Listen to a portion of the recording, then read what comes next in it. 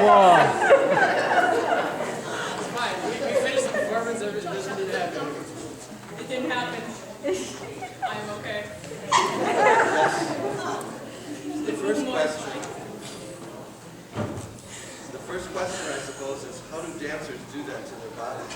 A lot of practice. A lot of practice. All the exercises in class make it so that when those things happen, you recover. So, a question for the three speakers.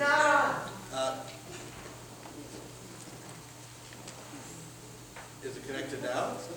Not yet, no. There's another one backstage. Okay, this is the green mic. Another mic? This one next to the laptop.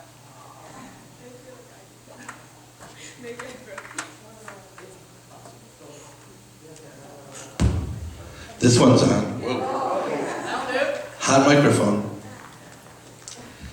So a question for the speakers. A lot of people do not know the story of what happened in Shanghai, even though they know about World War II and the Holocaust generally. Why do you think it is particularly important for people to know this story? Manny, let's start with you.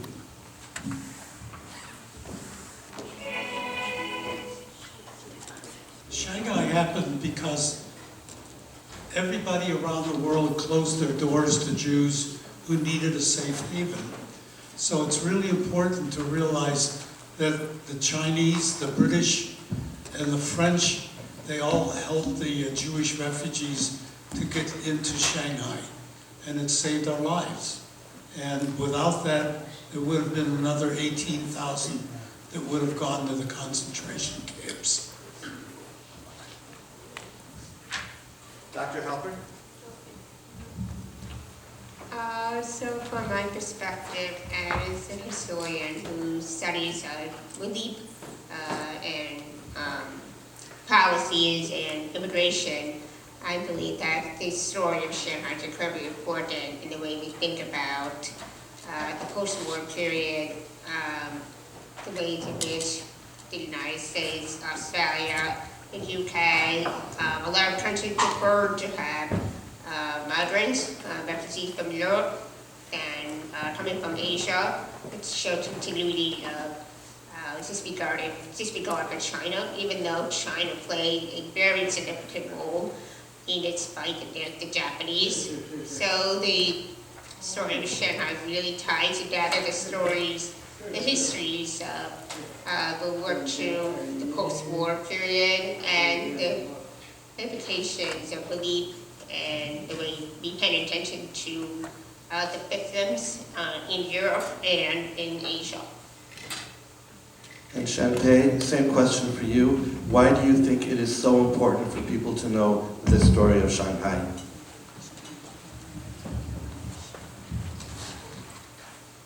Yeah, 我想，世界和平是要各个不同的国家、各个不同的民族互相支持、互相关怀、互相包容，而上海接纳犹太人，在全世界都拒绝的情况下接纳犹太人，这里面就是这一个精神的典范，它是世界和平的基础。The world peace can only be achieved by all the people, all the nations working together to achieve that goal. When the Jewish people were turned away by all other part of the world, it was Shanghai people embraced them. That's very significant and worth our attention. 我们人类要的是爱，而不是仇恨。这一段，我现在的这一幕就是表现恨和爱。We need love, not hatred. This story, my drama, is showing that love prevails over hatred.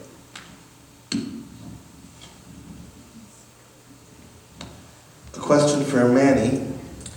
Manny, in the dance drama, interactions with the Japanese loom larger than with the Chinese people. When you lived in the ghetto, did the Japanese impact you more than your Chinese neighbors? In a different way. The Chinese accepted us as neighbors. They lived among us, and we among them.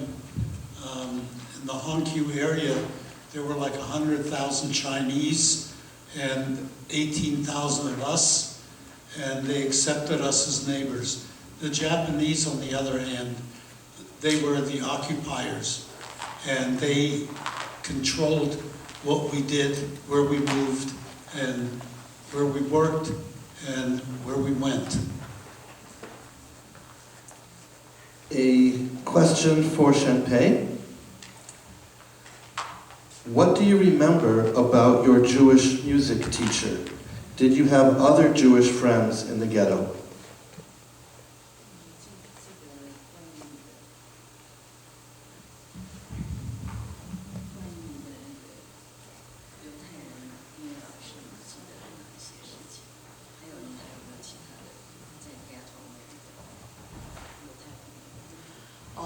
哦，当然其实我很小了，因为后来这个上海完全沦陷以后，我就到那个大西南去了。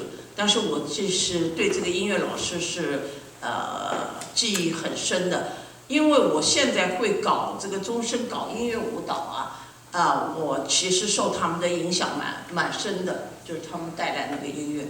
其实呢，这样的我的一个classmate 同桌，他的父亲是中国的这个上海音乐学院的著名的小提琴教授，他的老师也就是犹太人。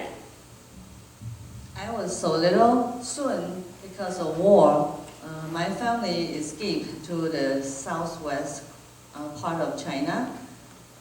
But I remember vividly my music teacher. I was inspired by him. That's why I'm pursuing the arts later in my life. And my classmate sitting next to me, his father was a musician. 小提琴 violinist, 教授。a professor teaching violin, and his teacher was a Jewish person also. 还有我舅妈讲很多事情，因为我后来离开上海了，舅妈他们后来战争结束以后，当然很多的犹太朋友回去了，但是还是有很多的留在上海。他们经常到我舅妈家里来操麻将，他们喜欢擦麻将就是跟我舅妈学的。After war, we moved back to Shanghai. My auntie told us a lot of stories, and then many Jewish people move away from Shanghai, but some remain. So my auntie often hosts mahjong parties, so those Jewish friends will come to play mahjong together. 我以后我这个全部的这个舞剧如果排出来的话，里面就有一段他们到这个家里来，怎么学这个麻将。Stay tuned. Next part, we will have a scene that in a beautiful house that the mahjong party was glamorous and fun. 还有我的一个堂妹妹的先生就是一个 Jewish. I have a cousin who married a Jewish man. 他的妈妈也是一个当初流亡到上海的一个犹太人。This man's mother was the refugee coming to Shanghai during the war. 后来他们多次的回到上海去寻根，还找到了当初的读书的小学我们也陪他们去，我女儿就带他们去找这些地方。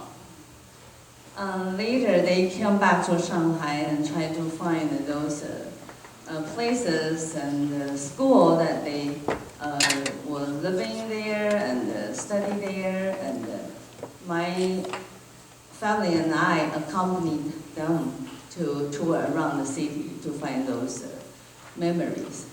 所以这个上海人和这个犹太人之间是有很多这样，我本人就是有这样的各个方方面面的千丝万缕的这样的联系。我那个堂妹的先生，他妈妈的经历，他就写了一本书，所以我准备这个舞剧当中，其中我看了很多资料，其中一本也就是他的一个妈妈写的一个回忆录。My cousin's mother-in-law, the one that I talked about, actually wrote the book. That book was one of the books I studied before making this dance drama. So the Chinese people and the Jewish people had many intertwined and interconnected stories. The next question is for Dr. Halpern. The questioner asks, I would imagine your sources might be in many languages. What languages do you use in your research? Where are the archives? Basically, who keeps these memories? Wonderful question. So when I first encountered the story, I thought I would need to learn Chinese, but I was very wrong. It turned out most of my sources are actually in English and German, because the community primarily communicated in German. So I had, I mean, there are some Chinese sources, but they are very far and few because of the hidden down and deep in the archives, the way the state can handle the materials.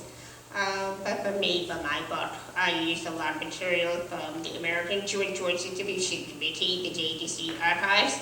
I used material from the United Nations, including the UN Relief and Reconciliation Administration. I used the International Refugee Organization. But what I can tell you is that I traveled in the United States, Canada, France, Germany, UK, Israel, and Australia to collect all the sources from various state and institutional archives, but also use personal testimony to get a sense of what the refugees' experiences were like. But a lot, because so many of the stories being told by children don't necessarily remember what their parents' lives were like, so I ended up using a lot of material from the JCC and other organizations as well as governments.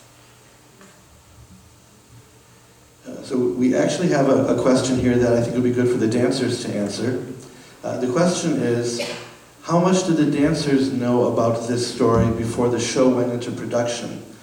What has it been like to engage with this story through dance?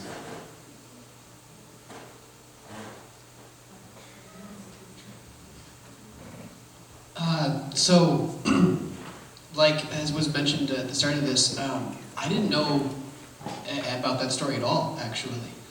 I mean, of course, you learn in school about the Holocaust and about the broad strokes of that, but I had no idea that there was a Jewish community in Shanghai, and that they had been a sanctuary city for these people. So it was amazing to hear a whole other side of that part of the history, and. I'm no historian, but it's been illuminating to be embodying the feelings of what was happening, and how that informs me. So that's my answer.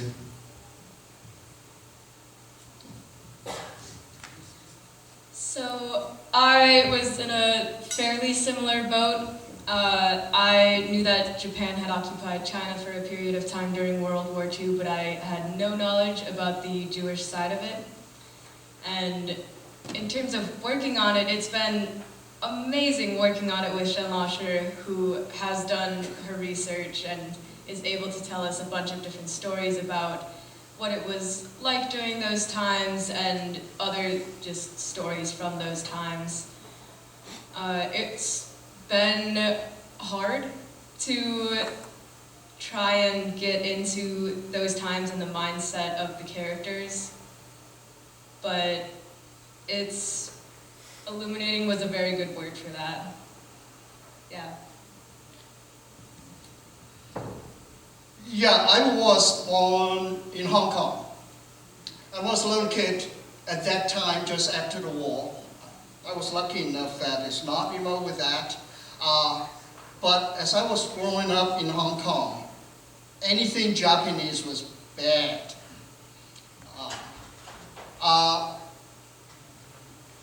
But then as I grown up, actually in terms of the Shanghai, all the details, all the Jewish suffering, all the refugees, as a little kid, I grown up, I have no concept of that. Just a general idea of just Japanese bad, Chinese is good, kind of. It's very simplistic, just very simple.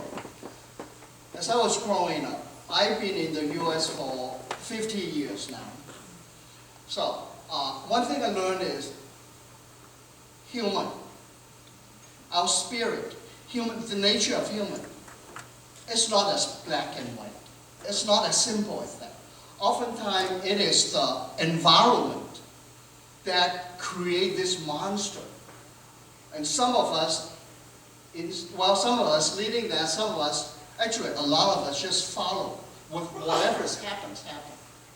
So, for this drama, the first time I really heard about the refugee, the Jewish refugee, is from Shi Laoshi. She contacted me and said, we have this project, and sent some of the link on YouTube, some of the information. I said, look into it. Wow, that is something that we should not forget.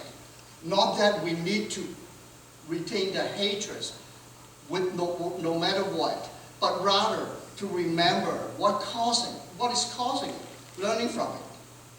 So, I have an opportunity in this drama to be the bad guy. So, it's interesting. But it's very nice to work together. We've been working together. There's zero hard feelings. He's amazing. And honestly, I appreciate him and all the ensemble dancers that were representing the Japanese, because they played it to the hilt. They committed to that role in a way that was essential to have the feeling of what actually happened. And I'm very grateful to them for that and for showing what it was, because it allowed all of our performances to reach that next level. So, Manny, did I see that you had something you wanted to add to this? Yeah, I think it's important to mention that the Chinese are a secular society, and they have not learned to hate somebody because of their skin, because of their religion. And so when I lived there, we played with the Chinese children. They treated us as equals. And the Chinese, even though they were worse off than we were, they acted as our friends. And I think it's important to know that hatred is something you learn. It's not something you're born with. I was born and raised in Taiwan. The first time I heard this story was through a exhibit at the University of Minnesota. In Shanghai, there's a museum, and they had a tour, world tour, to show the documents that they owned. So that was the first time. And I was a high school Chinese teacher, so we had a field trip and to introduce this part of history to our students.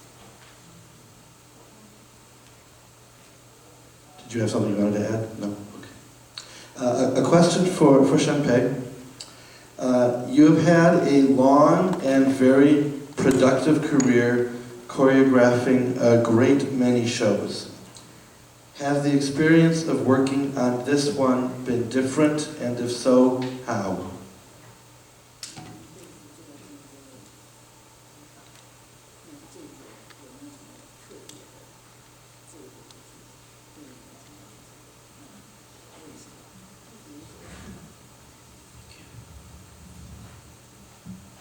是的，我一辈子做了很多的节目，但是我觉得这个节目，也就是今天我在今天这个年纪，以及今天我在美国中国到美国生活了那么多年才会做的一个节目简单的来讲，我就觉得我们要有国际的视野，看我们人类尽管不同的国家、不同的种族怎么样子，中国有一句最重要的一个字，就是和谐，而不是对抗。这是一个国际的视野，还有一个就是历史的厚度，历史不能忘记。这是我的2个出发点，我觉得也是到今天我到这个年纪和到这个在今天这个美国这个位置，我自己的理解的程度才能够做出这部剧来。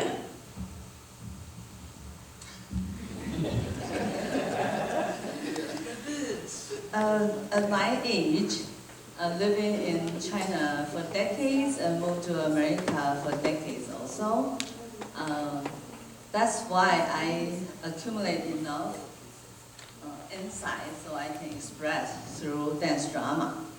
To me, the world peace can only be achieved by all the people, all the nations working together.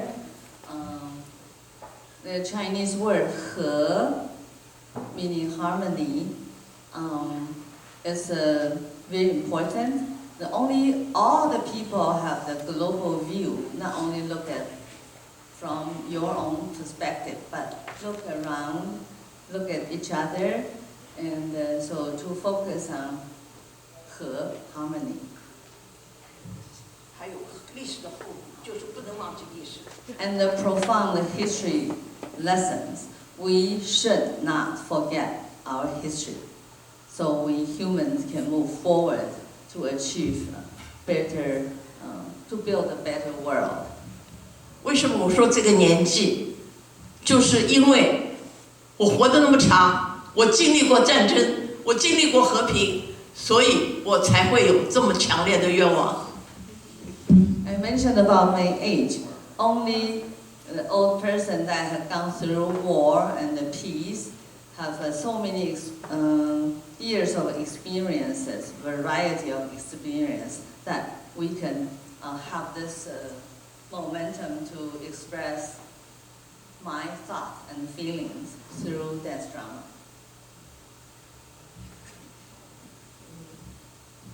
I wish we had time for all of these questions, but we've run out of time, and that seems like a really appropriate place to pause. As you prepare to leave, again look around you. We have come together tonight as a community. On your way out, strike up a conversation with someone you do not know. Share your experience of this evening, your thoughts about it. Learn from each other. We will all be the better for it. Thank you for joining. Thank you to our honored speakers. Thank you very much.